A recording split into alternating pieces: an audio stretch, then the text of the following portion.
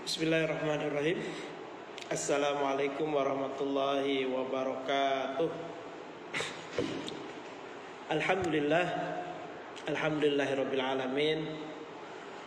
Wassalatu wassalamu ala Rasulillah wa ala alihi wa sahbihi wa man walah. La haula wala quwwata illa billah, amma ba'du. Alhamdulillah, bersyukur kepada Allah karena hari ini kita masih dapat beraktivitas dalam keadaan sempurna tanpa ada kekurangan sedikit pun, yang tentunya ini merupakan karunia yang Allah berikan kepada kita. Mudah-mudahan karunia yang Allah berikan pada hari ini bisa kita manfaatkan sebaik-baiknya untuk menambah bekal menghadap Allah Subhanahu wa taala. Sholawat dan salam senantiasa kita panjatkan dan kita sampaikan selalu kepada junjungan alam Nabi besar Muhammad sallallahu alaihi wasallam, yang tentunya harus kita imani dan harus kita yakini sebenar-benarnya bahwa Nabi Muhammad ini adalah toladan, suri teladan buat kita semua dalam menjalani kehidupan di muka bumi ini. Pada siang hari ini kita akan coba sama-sama membicarakan tentang nasihat dari seorang tokoh sufi, yang mana nasihat ini bisa kita aplikasikan dalam kehidupan kita sehari-hari sehingga kita bisa lebih bijak dalam menyikapi apapun yang ada di sekitar kita. Nah, tokoh sufi yang hari ini kita coba bicarakan adalah Imam Abu Hasan As-Sadzili. Dan kita ambil dari kitab yang berjudul Risalah Al-Amin. Nah, dengan kita mengetahui apa nasihat dari beliau, kita akan bisa menjelaskan orang-orang yang mulia di antara makhluk yang lain. Seseorang yang menguasai ilmu dengan kesadaran diri. Ia melakukan perbuatannya apapun itu berdasarkan hukum kehendak Allah, bukan hawa nafsunya, bukan syahwatnya, dan bukan daripada kecenderungan dia. Mudah-mudahan kita bisa belajar dari nasihat yang akan kita sampaikan berikut ini. Yang pertama, kata beliau, jaga dan perhatikan baik-baik 10 hal ini. Yang pertama apa? Jika engkau melihat seseorang yang mengaku kondisi ruhaninya bersama Allah, tetapi dia keluar dari syariat, maka jangan sekali-kali engkau mendekatinya. Jadi yang pertama ini adalah kalau kita menemukan orang, katanya dia selalu dekat sama Allah, ruhaninya selalu terkoneksi dengan Allah, sehingga dia yakin betul dia selalu diperhatikan oleh Allah, dilihat oleh Allah. Tapi di sisi yang lain, dia keluar dari syariat, dia tidak melakukan syariat, tidak melakukan sholat, tidak berpuasa Ramadan, tidak membayar zakat, maka ketahuilah orang yang seperti ini harus kita tinggalkan, jangan didekati. Ini nasihat yang pertama. Mengaku dekat sama Allah tapi syariat ditinggalkan, maka orang yang seperti ini jangan didekati, jauhi. Yang kedua, kata beliau, jika kamu melihat seseorang yang menggantungkan dirinya pada makhluk lain, yang bukan dari jenisnya, jangan sekali-kali mendekatinya. Kalau kita ketemu orang, siapapun dia, tapi dia menggantungkan harapannya, keberuntungannya kepada makhluk lain yang bukan dari jenisnya. Kalau kita ini jenis manusia, nah selain manusia itu ada jenis yang berbeda, yaitu jenis jin, ya, atau makhluk yang lain di luar itu yang jenisnya bermacam-macam. Nah kalau ada orang yang menggantungkan kepada makhluk lain selain Allah atau selain dirinya yang sejenis dengan dirinya, yaitu makhluk halus atau makhluk kasat mata, maka kata Imam Sadzili, jangan didekati, jauhi, menjauh dari orang yang seperti itu. Karena apa? Karena secara logika dia sudah tidak meyakini adanya Allah, dan dia lebih yakin kepada makhluk yang satu itu. Entah itu apapun namanya, kalau ada orang yang memiliki keyakinan seperti ini, jangan didekati, ya. Karena kalau didekati nanti kita yang akan ke bawah. Kemudian yang ketiga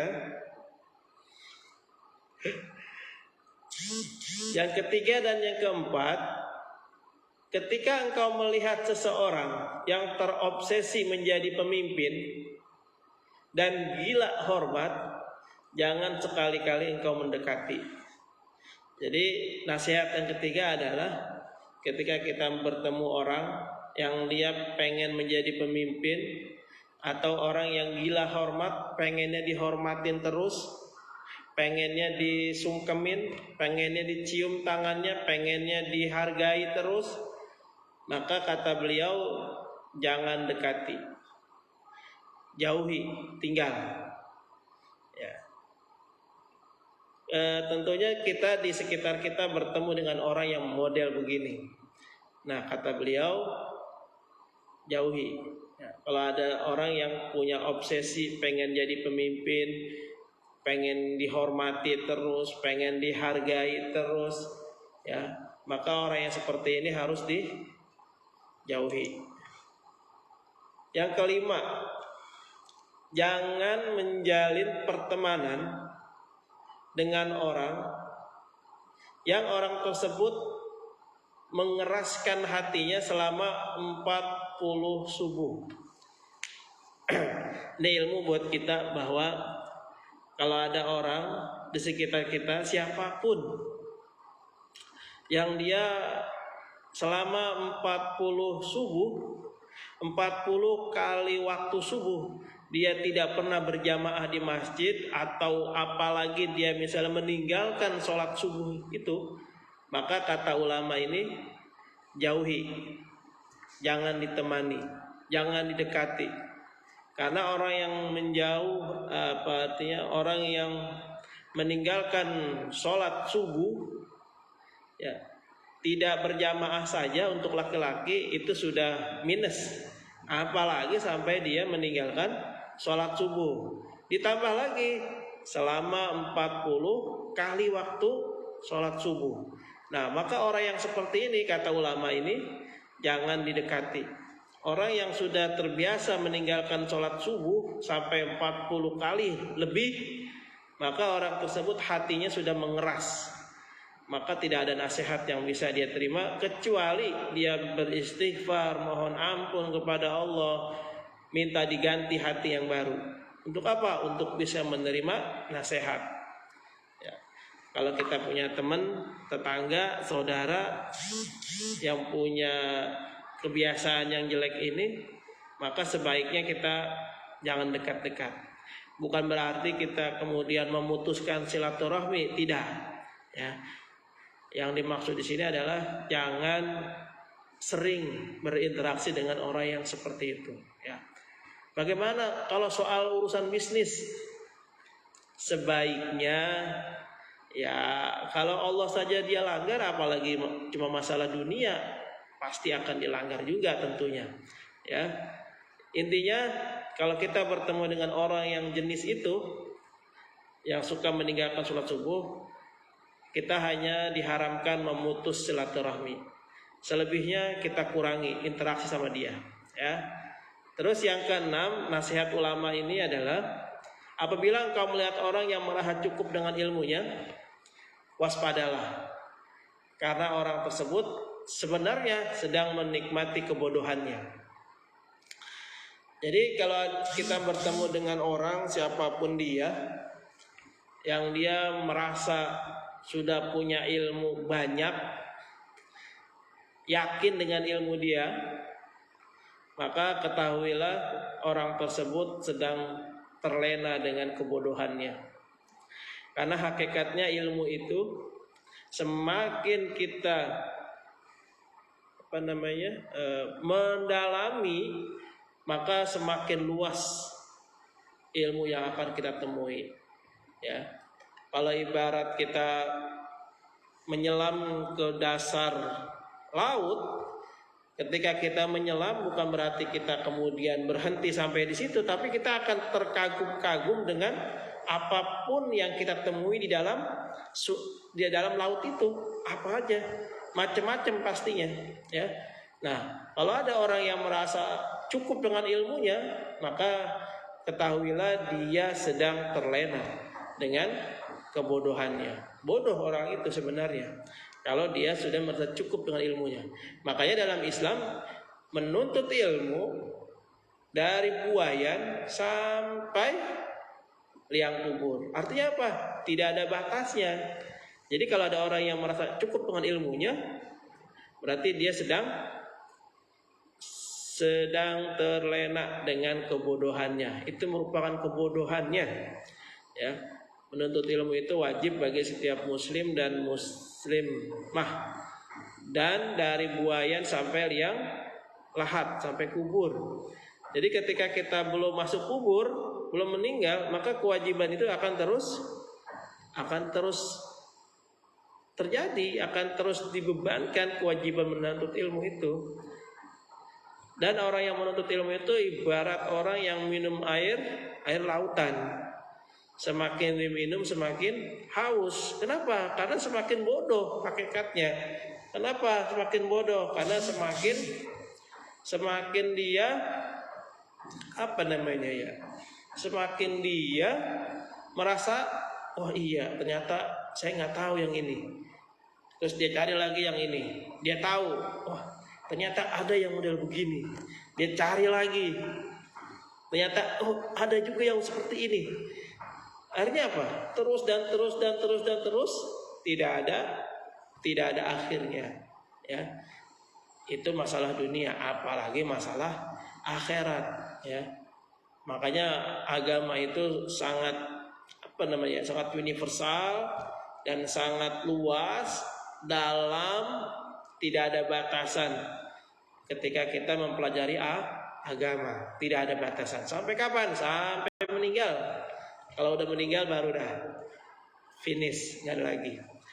Nah, kemudian nasihat yang ke-7 dan ke-8, jika engkau melihat seseorang ridho terhadap dirinya, merasa tenang dan nyaman pada keadaannya, maka curigalah terhadap agamanya. Berhati-hati dengan orang yang seperti itu. Kenapa? Karena orang yang ridho dengan dirinya, merasa tenang dengan nyaman dengan dirinya, berarti dia tidak merasa was-was bahwa ibadahnya itu merasa diterima sama Allah. Padahal belum tentu. Mungkin ada syarat dan rukun yang belum kita tunaikan. Mungkin ketika sholat ada gerakan wudhu yang tidak sempurna. Ada bacaan sholat yang kita salah di situ. Pokoknya ketika seseorang itu merasa yakin dengan dirinya sendiri tanpa menghiraukan yang lain, maka yang perlu dipertanyakan adalah agamanya. Kenapa agamanya? Karena yang bisa membuat seseorang itu tenang secara lahiriah dan batiniah adalah pemahaman agamanya dan ibadahnya itu. Maka ketika seseorang itu cukup nyaman dengan dirinya saja dan menghiraukan sekitarnya, berarti dia perlu dicurigai pemahaman agamanya. Kenapa ya? Ya itu, karena dia tidak menghiraukan yang lain-lainnya. Bahaya ini, egois. Jika engkau melihat seseorang yang fakir, ya, yang selanjutnya, yang tidak hadir terhadap seruannya, ketahuilah bahwa kebaikan dan keberkahan haram baginya disebabkan batin yang rusak dan pemahaman yang salah. Fakir itu orang yang, nah ini ya, dalam mendefinisikan sebuah istilah kita harus harus bisa membedakan kapan ini kita gunakan definisi ilmu ini, kapan istilah ini kita definisikan dalam ilmu yang ini. Contoh, karena kita sedang bicara sufi, maka kita bicara tasawuf. Maka fakir, istilah fakir di sini kita definisikan bukan lagi orang yang tidak punya harta atau yang tidak punya penghasilan yang cukup, bukan. Kalau orang yang tidak memiliki penghasilan yang cukup, tidak punya harta, itu definisi fakir menurut ilmu fikih. Ya, makanya fakir miskin, orang yang berhak menerima zakat diantaranya. Tapi dalam istilah sufi atau tasawuf, fakir itu adalah orang yang melalaikan perintah Allah, atau orang yang tidak mau mengerjakan apa-apa yang sudah Allah perintahkan, ya. Orang yang males-malesan ibadah bisa juga disebut fakir, ya.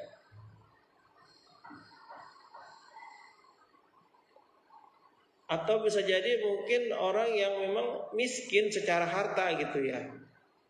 Allahu a'lam bishawab, ini definisi fakir di sini apa ya? Tapi intinya adalah orang yang lemah ya, baik imannya mungkin hartanya juga. Tapi di sisi lain dengan kelemahan itu dia tidak mau menyeru seruan daripada seruan Allah. Waktunya azan dia nggak bersegera. Waktunya sholat tiba dia tidak bersegera sholat. Dan banyak hal lain yang bisa dia lakukan tapi dia tidak lakukan. Maka orang yang seperti ini mustahil dia memiliki kebaikan-kebaikan dan keberkahan-keberkahan di dalam dirinya. Ya. Jadi yang hari ini perlu kita ketahui, banyak sesuatu yang kita belum banyak tahu ya. Di antaranya yaitu di sekitar kita banyak sekali orang-orang yang bermacam-macam. Kalau kita tidak tahu, kita akan terbawa. Kalau kita tidak tahu, kita akan terwarnai oleh orang-orang itu. Makanya terus belajar. Dari mana saja belajar. Baca buku boleh, dengerin ceramah boleh, lewat YouTube boleh, lewat majelis-majelis talim boleh. Silakan di mana saja belajar ya, untuk menambah wawasan kita, pengetahuan kita. Agar apa? Agar kita tidak mudah terpengaruh oleh orang-orang yang membawa kepada hal-hal yang negatif, baik negatif di dunia apalagi negatif di akhirat nanti. Ya, kalau negatif di dunia mungkin ya seputar dunia selesai, meninggal beres. Tapi kalau negatif sampai di akhirat, ini yang lebih bahaya. Kenapa? Karena pasti akan berpulang ke nerakanya Allah. Ya, neraka udah urusannya kalau udah sampai kita meninggal masih negatif. Ya, atau bisa juga disebut su'ul khatimah, meninggal dalam keadaan buruk. Nauzubillah, summa naudzubillah ya. Demikian sementara kita bincang tentang nasihat ini yang tadi disampaikan oleh Imam Abu Hasan As-Sadrili ya, yang kita nukil dari kitabnya Risalah Al-Amin. Mungkin nanti teman-teman bisa juga melihat Yang punya bukunya boleh dibuka-buka lagi. Ya, beliau salah satu ulama, salah satu sufi pada tahun 1997 sampai 1258. 1197 sampai 1258.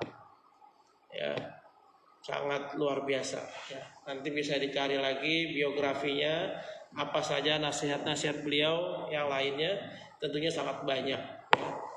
Terima kasih, mudah-mudahan ada manfaatnya. Billahi taufiq wal hidayah. Assalamualaikum warahmatullahi wabarakatuh.